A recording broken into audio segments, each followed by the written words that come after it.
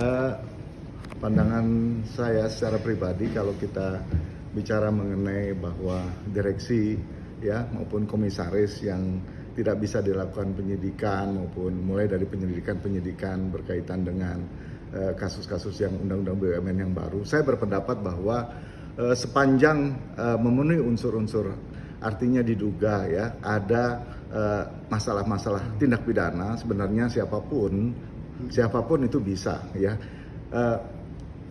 Penyidik maupun penyelidik ya menemukan ada indikasi pidana ya, siapapun itu bisa ya, karena bicara tindak pidana itu tidak membatasi ruang itu gitu, siapapun. Jadi saya berpendapat bahwa undang-undang BUMN ini yang memberikan kekhususan berkaitan dengan kasus ini, menurut saya pengecualian kalau itu berkaitan dengan tindak pidana itu korupsi. Menurut saya ya artinya tindak pidananya kaitannya pasti dengan korupsi. Maka menurut saya itu sebenarnya itu tidak bisa menjadi pengabaian gitu loh. Artinya atas dasar itu penyelidik maupun penyidik tidak bisa melakukan penyelidikan. Menurut saya bisa.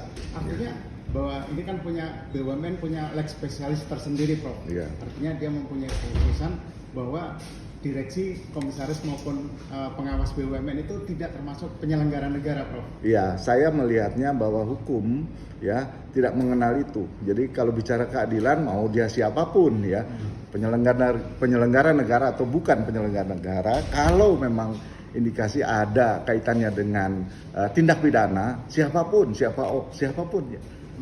Jadi itu bukanlah pengecualian untuk tidak bisa dilakukan penyelidikan maupun penyidikan menurut pendapat saya. Artinya undang-undang ini seperti apa? Artinya Prof atas nama Universitas Pancasila ini tidak setuju dengan undang-undang BUMN itu atau seperti apa?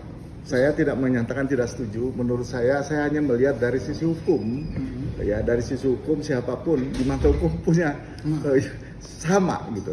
Jadi leg spesialis dalam konteks seperti ini menurut saya dalam kaitannya dengan manakala melihat ada tindak pidana, siapapun sama di mata hukum. Saya melihat hanya itu aja. Jadi tidak dalam kapasitas itu. Artinya Prof, ini undang-undang BUMN ini kan sudah direvisi dan artinya sudah disahkan. Artinya ini perlu direvisi atau seperti apa? Atau perlu di-MK-kan, di-GR-kan misalnya, Prof? Tentu pro dan kontra itu biasa ya di dalam masyarakat kita ya. Kalau teman-teman yang merasa bahwa ini leg spesialis ini berlebih-lebihan, ya kita ada muaranya, ada tempatnya ya lewat Mahkamah Konstitusi menurut saya. Artinya ya. Prof, kalau tadi Prof bilang bahwa ini tetap kalau memang itu tindak pidana tetap bisa diselidiki maupun disidik.